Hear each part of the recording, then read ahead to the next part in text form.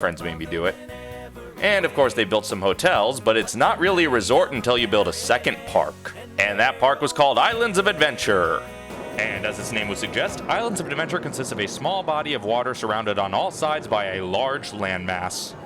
Island. Earlier I compared the Universal Resort expansion to the Disneyland Resort expansion.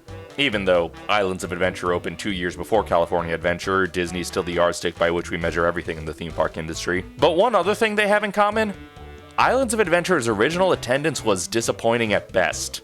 But while California Adventure was a victim of its own mediocrity, Islands of Adventure was a victim of bad marketing. Some people didn't realize they built a whole second park instead of just a new land or a couple of new attractions. Ironically, years later when they were advertising the addition of the Little Wizard, they had to reassure guests that it wasn't an entirely new park, that admission to Hogwarts would be included with their Islands of Adventure ticket.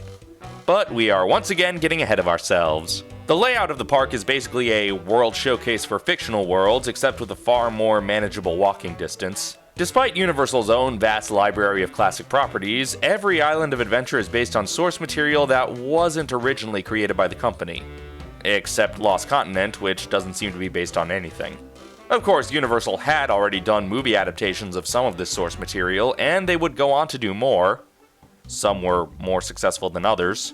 But by and large, this is kind of the great movie ride of parks. A good theme park development team having a lot of fun with other people's toys. But like I said, it's not like Universal's a noticeably cohesive brand, so some other companies getting involved in the mix is no problem. I'm just surprised they didn't include a classic Monsters Island. You enter the park through Port of Entry, which is basically Main Street, US, vaguely exotic country. There's the token gift shops behind some creative facades that aren't trying to look like anywhere specific, but evoke the feeling of resting at an oasis before you gear up for your big adventure.